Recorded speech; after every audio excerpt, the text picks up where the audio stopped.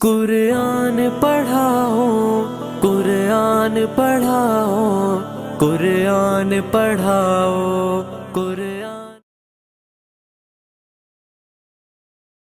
یہ سورہ بلد ہے اور یہ مکی ہے۔ بلد اس کی پہلی آیت میں لفظ ہے، اس کی وجہ سے نام ہے، اور مکہ کے زمانہ میں ہجرت سے پہلے کے زمانہ میں نازل ہوئی ہے۔ تو ہر صورت سے پہلے کہیں نہ کہیں شان نزول ہوتا ہے، یعنی نازل ہونے کی کوئی وجہ ہوتی ہے، تو کس وجہ پر وہ نازل ہوئی تھی تو وہ شان نزول ذہن میں ہونا چاہیے۔ تو اس صورت کے نازل ہونے کی وجہ یہ ہے کہ ایک شخص جو ہے کلدہ بن اسید پہلوان تھا، طاقتور آدمی تھا۔ تو یہ شخص بڑا زور آور انسان تھا، اور اس کی طاقت اتنی تھی کہ لوگوں کو یہ چمڑا جو ہے ایک چیز چمڑا نیچے بچھا دیتا تھا، پھر اس کے اوپر جو ہے اپنے پاؤں رکھ دیتا تھا اور لوگوں کو کہتا تھا اس کو کھینچو۔ تو لوگ اس چمڑے کو کھینچتے تھے، وہ پھٹ تو جاتا تھا مگر اس کے پاور کی وجہ سے جو ہے وہ اس کے زور اور طاقت کی وجہ سے پاؤں کے نیچے سے نکلتا نہیں تھا۔ جب حضور پاک صلی اللہ علیہ وسلم نے اس کو اسلام کی دعوت دی اور آخرت کے عذابوں سے ڈرایا کہ آگے پھر جل کر جہنم ہوگی، اگر اللہ کی باتیں نہ مانی، اللہ کو نہ مانا تو پھر آگے عذاب ہوگا، جب ان چیزوں سے ڈرایا تو پھر وہ آدمی جو ہے غصے میں آ گیا۔ تو جب وہ آدمی غصے میں آیا تو اس نے آپ صلی اللہ علیہ وسلم سے کہا کہ آپ مجھ کو دوزخ کے ان فرشتوں سے ڈراتے ہو جو چند ہیں، تو میں ان کو اپنے بائیں ہاتھ سے دھکیل دوں گا۔ یعنی فرشتے جب عذاب دینے آئیں گے، مجھ پر وار کریں گے تو میں ان کو اپنے بائیں ہاتھ سے دھکیل دوں گا، میری طاقت بہت ہے۔ ایسا کون ہے جو میرا مقابلہ کر سکے؟ آپ مجھے ایک جنت کا باغ کا لالچ دیتے ہو، میں نے تو بہت سی شادیاں کی ہیں اور بہت سی دعوتوں میں مال خرچ کر دیا ہے، اگر آپ اس کو گننا چاہیں تو آپ جو کی جنت کی جو نہریں ہیں، جنت کے جو باغ ہیں، جنت کا جو سامان آپ بتا رہے ہیں، میرا یہ سارا مال تو اس سے بہت زیادہ ہے۔ تو اس آدمی نے اس اعتبار سے دین کی، اللہ کے نبی کی گستاخی کی، تو اس گستاخی کی وجہ سے پھر اللہ تبارک و تعالی نے یہ صورت نازل فرمائی اس گستاخی کے جواب میں۔ بات سمجھ آ گئی؟ جی۔ تو اس صورت میں انسان کو کیا بتایا کہ آدمی کو اپنی طاقت، اپنے مال دولت، اپنے زور پر جو ہے تکبر نہیں کرنا چاہیے، مغرور نہیں ہونا چاہیے، بلکہ انسان اپنی ابتدائی پیدائش کو دیکھ لے یا اپنی آخری زندگی موت کو دیکھ لے تو اسے پتہ چل جائے گا کہ یہ کتنا پاورفل ہے۔ جب بچہ پیدا ہوتا ہے تو کوئی طاقت ہوتی ہے اس میں؟ نہیں۔ اور جب مر جاتا ہے، آخری سٹیج پہ ہوتا ہے، بیماری میں ہوتا ہے یا بالکل مر جاتا ہے، اس وقت اس کے پاس کوئی طاقت ہوتی ہے؟ نہیں۔ تو اس لیے انسان کو اپنی ابتدا پیدائش کو بھی دیکھ لینا چاہیے اور اپنی موت کو بھی دیکھ لینا چاہیے۔ تو یہ سارے تمہارے تکبر، یہ تمہارے غرور، تمہارے مال و دولت کے جو ہے انداز اور مال و دولت کی وجہ سے دین کی دوری اور اللہ کی نافرمانی، یہ سب تمہاری خاک میں مل جائیں گی۔ تو دیکھیے، بسم اللہ الرحمن الرحیم، میں اللہ کے نام کے ساتھ شروع کرتا ہوں جو اللہ رحمان ہے، بڑا مہربان ہے، اور رحیم ہے، نہایت رحم کرنے والا ہے۔ لا اقسم بہذا البلد، لام الف لام نے نہ نہیں، لیکن یہ لفظ اقسم کے ساتھ آ رہا ہے۔ جب یہ اقسم کے ساتھ آ جاتا ہے تو یہ پھر ہوتا ہے تاکید کے لیے، تو تاکید میں لا نہ نہیں کا ترجمہ نہیں کیا جاتا۔ تو یوں سمجھ لیں کہ جب یہ شروع میں آئے گا قسم کے ساتھ، لفظ قسم کے ساتھ اقسم والے، تو اس کا کوئی ترجمہ نہیں کریں گے، ٹھیک ہے؟ شارٹ کٹ آپ اس کو یوں یاد رکھیں، لام الف لا جب اقسم کے ساتھ آتا ہے تو پھر اس کا ترجمہ نہیں کیا جاتا، یوں یاد رکھو۔ تو اقسم میں کاف سین میم جو ہے یہ قسم سے ہے، اور شروع میں جو حمزہ پیش ہوا ہے اس کا معنی میں قسم کھاتا ہوں، اللہ تعالیٰ فرماتے ہیں میں قسم کھاتا ہوں. جیسے شروع میں واو آتی ہے اور ہم کہتے ہیں واو قسمیہ ہے، تو اس کا معنی بھی یہی ہوتا ہے اقسمو، میں قسم کھاتا ہوں. یہاں پہ واو نہیں لگائی، یہاں پہ اصل لفظ لگا دیا، اقسمو میں قسم کھاتا ہوں. بازر بی کا معنی کیا ہوتا ہے؟ ساتھ. لیکن کہیں پر جو ہے اپنے اردو فقرے کو، اردو جملے کو صحیح کرنے کے لیے اس کا ترجمہ نہیں کیا جاتا، تو یہاں پہ بھی ترجمہ نہیں ہوگا. ہاذا مانے یہ، اس. ہاذا کا معنی کیا ہوتا ہے؟ کہیں پر یہ کیا جاتا ہے ترجمہ، کہیں پر اس کا، تو یہاں پہ ترجمہ ہوگا اس. البلد مانے شہر، البلد کا معنی شہر. تو لا اقسمو، لا کا ترجمہ نہیں کریں گے، اقسمو کا ترجمہ میں قسم کھاتا ہوں، بہذا البلد اس شہر کی. اس شہر سے مراد کون سا شہر ہے؟ تو اس شہر سے مراد مکہ معظمہ ہے، جس شہر میں یہ قرآن نازل ہو رہا تھا، کیونکہ یہ ہجرت سے پہلے کی صورت ہے اور وہ مکہ میں نازل ہو رہی تھی جس میں آپ صلی اللہ علیہ وسلم تھے. تو اس شہر سے مراد کون سا شہر ہے؟ مکہ معظمہ. مکہ شہر کی قسم میں کھاتا ہوں. واو زبر وا مانے اور، انتا، انتا کا معنی ہوتا ہے تو، انتا کا معنی تو. جیسے کاف زبر کا ہوتا ہے نا، اس کا معنی بھی تو ہوتا ہے، اسی طرح انتا کا معنی بھی تو ہوتا ہے. انت مانے تو، تو سے مراد آپ صلی اللہ علیہ وسلم. حل، حل مانا اترنے والے ہیں، حل مانا اترے ہوئے ہیں، حل مانے اترے ہوئے ہیں، اترنے والے ہیں. حل یہ حلال والے لفظ سے، ہا اور لام کے اوپر شد ہے تو یہ ڈبل لام ہے، یہ حلال سے ہے. تو حلال کا جہاں پہ ترجمہ جائز ہوتا ہے، وہاں پہ حلال کے اور بھی ترجمے ہوتے ہیں جائز سے ملتے جلتے.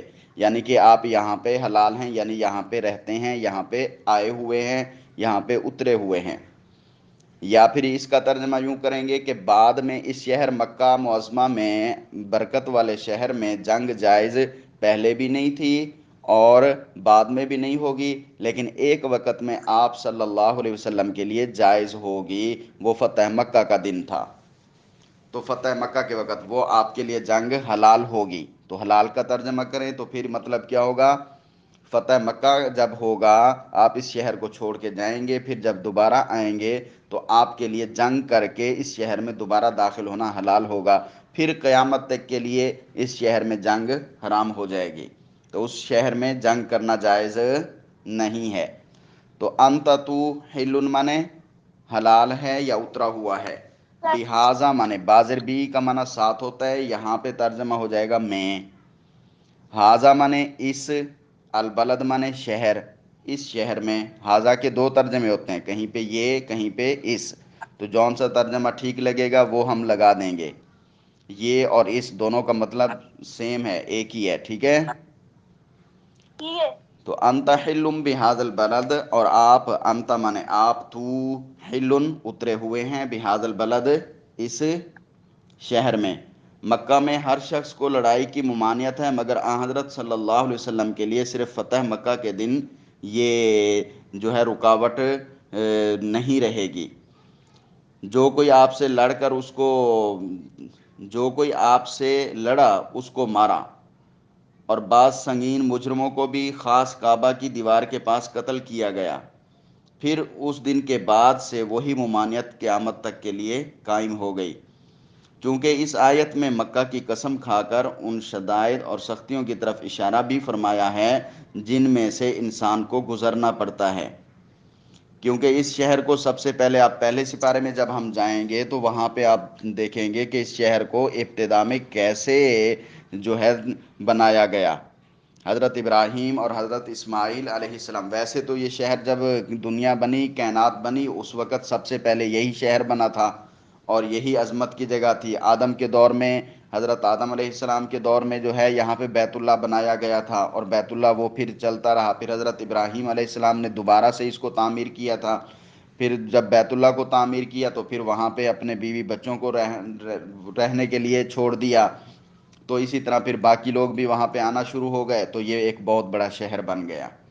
تو اس کو آباد کرنے میں بھی بہت سی مشقتوں سے گزرنا پڑتا ہے۔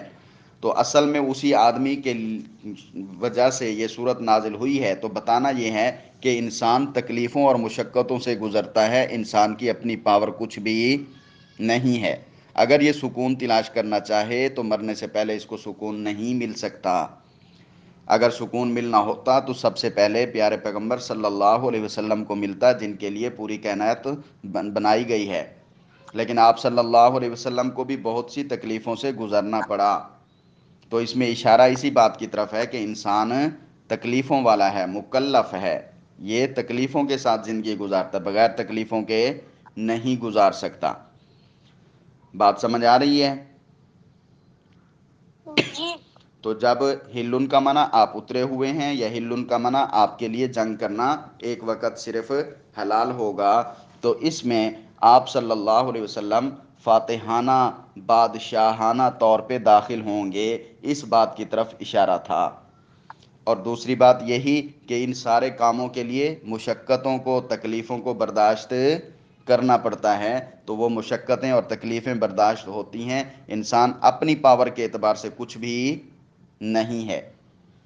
ووالدیوں وما ولد، واو زبر وا مانے اور، والد مانے والد، والد مانے والد، اور واو زبر وا مانے اور، ماں مانے جو، والدہ مانے پیدا کیا گیا، جنا کیا، والدہ مانے جنا گیا۔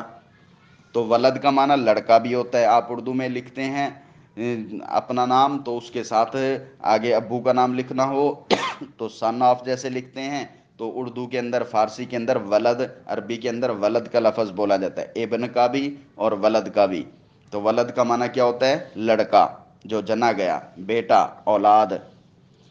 تو قسم ہے اس کی جو والد ہے، اور قسم ہے اس کی جو اس نے جنا، یعنی اس کا جو بیٹا ہے، اس کی جو اولاد ہے، ان چیزوں کو بھی قسم ہے۔ یا پھر والد سے مراد حضرت آدم علیہ السلام ہیں، اور ولد سے مراد حضرت آدم کی ساری اولاد جو قیامت تک آتی رہے گی۔ تو اس کے علاوہ بھی باتیں یہاں پر کی گئی ہیں، آپ یہی سمجھیں۔ عام والد اور اس کی اولاد بھی مراد لے سکتے ہیں، اور حضرت آدم والد ہیں اور باقی ان کی اولاد ہے تو یہ بھی مراد لے سکتے ہیں۔ تو کہنے کا مطلب اور اشارہ اس طرف ہے کہ والد بھی تکلیفوں سے گزرتا ہے، اور جو بچہ جنتا ہے وہ بھی تکلیفوں سے گزرتا ہے، مشقتوں سے گزرتا ہے، سکون سے نہیں۔ سکون جو ہے وہ رزلٹ کے بعد ملے گا، یا عذاب ہوگا یا جہنم ہوگی یا جنت ہوگی، یا عذاب ہوگا یا سکون ہوگا، وہ آخرت کی زندگی میں ہوگا۔ دنیا کی زندگی میں کسی کو سکون نہیں ہے۔ بچہ دیکھا کیسے چیخ رہا ہوتا ہے، رو رہا ہوتا ہے، بڑوں کو دیکھو کیسے پریشان ہوتے ہیں، فکر مند ہوتے ہیں، بچوں کو دیکھو جیسے آپ کی عمر کے بچے ہیں تو وہ سکول کا سبق یاد کرنا ہے، پڑھنا ہے، کھیلنے کا وقت بھی نہیں ملتا، پریشان ہوتے ہیں۔ تو انسان جب دنیا میں رہتا ہے تو جس حالت میں بھی ہو وہ تکلیف کے مراحل سے گزر رہا ہوتا ہے، سکون کے مراحل سے نہیں۔ اگر تھوڑی دیر کے لیے سکون آ بھی جاتا ہے تو آگے پھر اس کے بعد تکلیف آ رہی ہوتی ہے۔ اگر آپ کھیلنے کودنے لگ گئے، بڑے زور و شور سے انسان کھیل رہا ہوتا ہے تو پھر کوئی چوٹ لگ جاتی ہے، تکلیف آ جاتی ہے، یا بڑے زور و شور سے خوشی سے کھیل رہا ہوتا ہے تو پھر تھک جاتا ہے، تو پھر سانس پھول جاتا ہے، پھر ہانپ رہا ہوتا ہے، یا بڑے زور و شور سے کھیل رہا ہوتا ہے تو پھر اس سے تھکاوٹ ایسی ہو جاتی ہے کہ بخار آ جاتا ہے۔ تو بہرحال انسان کو ہر اعتبار سے تکلیفوں کے ساتھ دنیا کی زندگی گزارنی ہے، مگر بہترین انسان وہ ہے جو اللہ کے فیصلوں پر راضی رہے، اس بات کی طرف اشارہ ہے۔ تو اللہ نے فرمایا اس شہر کی قسم ہے، آپ اس شہر میں اترے ہوئے ہیں، اس بات کی بھی قسم ہے، اور والد اور ولد کی، باپ اور بیٹے کی بھی قسم ہے۔ باپ اور بیٹے سے مراد عام لے لیں تب بھی ٹھیک ہے، آدم اور باقی ساری اولاد لے لیں تب بھی ٹھیک ہے۔ تو یہ قسمیں کھانے کے بعد اللہ تبارک و تعالیٰ نے فرمایا لَقَدْ خَلَقْنَا الْإِنسَانَ فِي کَبَدٍ، لام زبر لا مانے البتہ، قد مانے تحقیق، قد مانے تحقیق، خلقنا، خلقنا میں نون الف نا جو ہے اس کا معنی کیا ہوتا ہے؟ ہم۔ ہم اور جو خے لام اور قاف ہے اس کا معنی کیا ہے؟ خلق خلق کا پیدا معنی کرنے والا، پیدا کرنا۔ تو خلقنا ہم نے پیدا کیا، خے لام کاف کا معنی پیدا کیا، نون الف نا معنی ہم نے۔ اللہ فرماتے ہیں پکی بات ہے، لقد کا معنی کیا ہو جائے گا؟ حقیقت میں، در حقیقت، یعنی پکی بات ہے، خلقنا ہم نے پیدا کیا، الانسانہ انسان کو، فی معنی جو میں، کبدن، کبد کا معنی محنت مشقت، کبد کا معنی کیا ہوتا ہے؟ محنت مشقت تکلیف، کبد کا معنی محنت مشقت تکلیف۔ ہم نے انسان کو پیدا کیا مشقت میں، ہم نے انسان کو پیدا کیا محنت میں، ہم نے انسان کو بنایا تکلیف میں، یعنی کہ اس کی زندگی تکلیفوں سے گزرتی ہے۔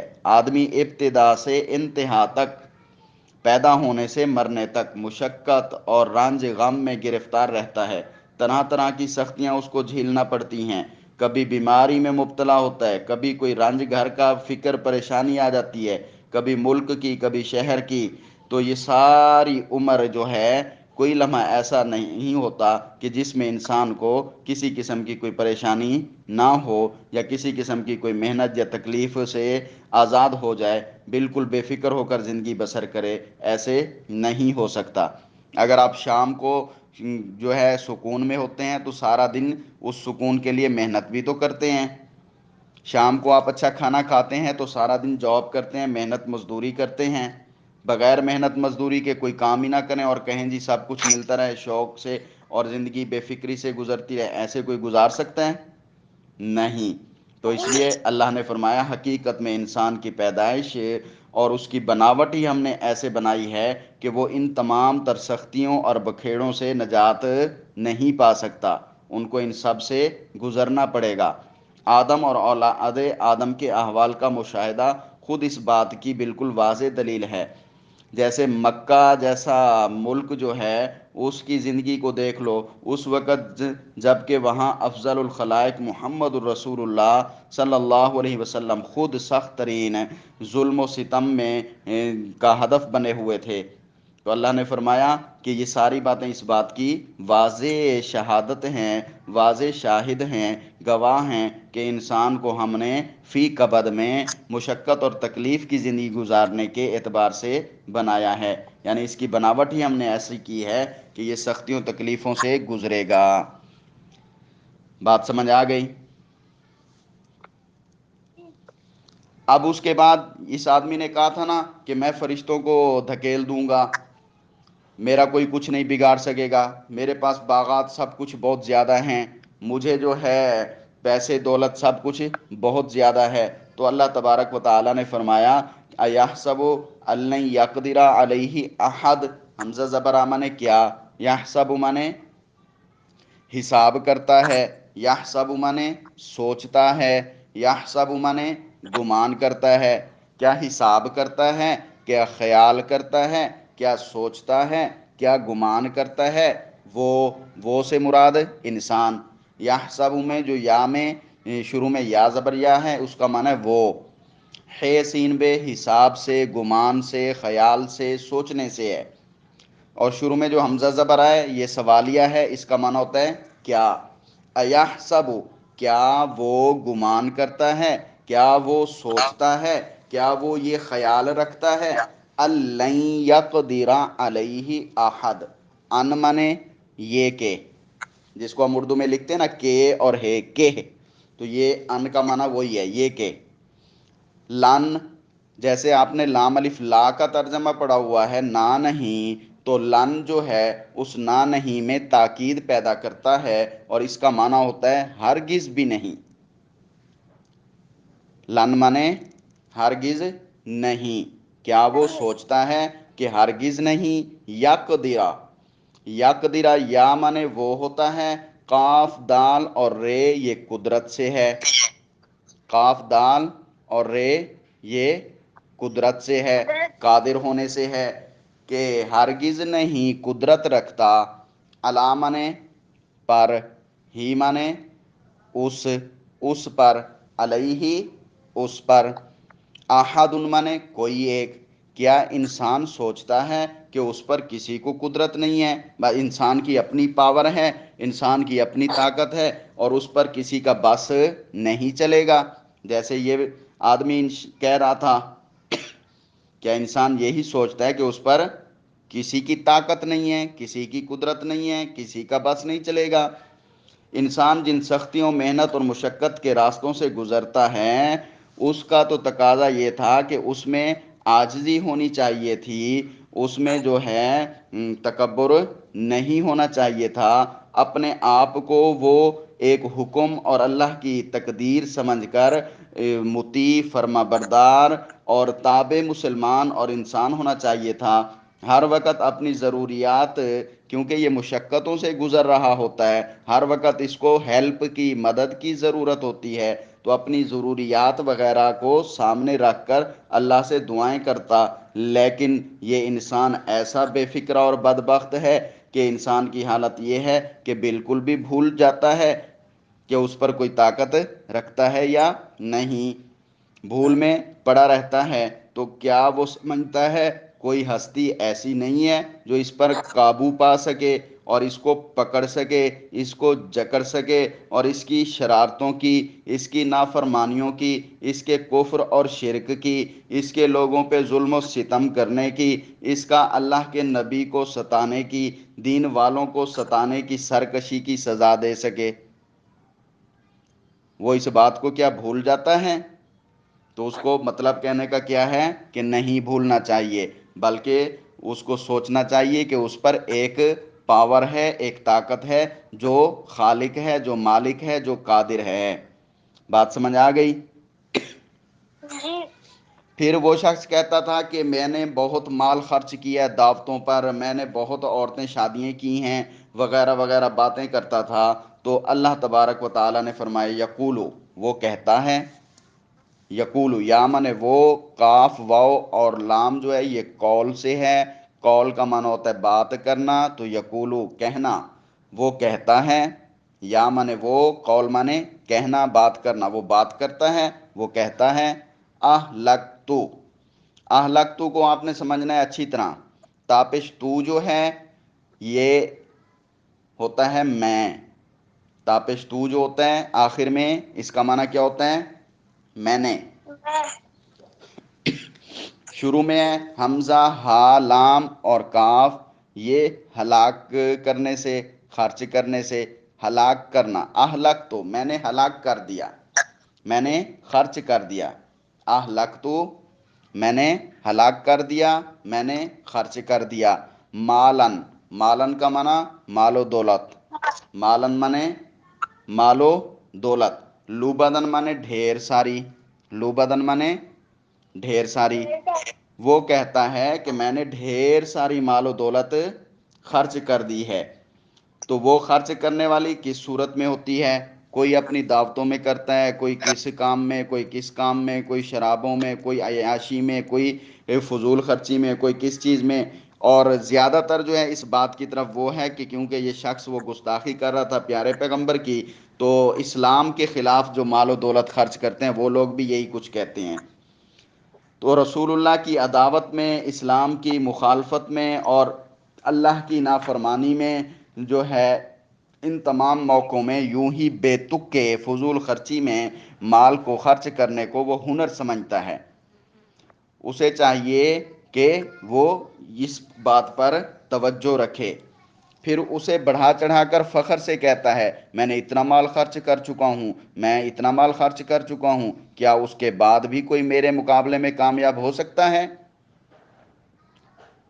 لیکن آگے اللہ تبارک و تعالیٰ کی ذات نے قرآن اس لیے نازل کیا کہ ان لوگوں کو پتہ چلے، یہ سمجھ جائیں کہ آگے چل کر پتہ لگے گا یہ سب کچھ جو دین کے خلاف، دین والوں کے خلاف خرچ کیا ہے، نبی کے خلاف خرچ کیا ہے، اللہ کی شان کے خلاف خرچ کیا ہے، نبی کی گستاخی میں خرچ کیا ہے، تو یہ آگے چل کر پتہ لگے گا کہ یہ سب خرچ کیا ہوا مال یوں ہی برباد گیا، بلکہ الٹا جان کا وبال بن گیا، جس کی وجہ سے اللہ تبارک و تعالیٰ اس کو پکڑیں گے اور سزا دیں گے۔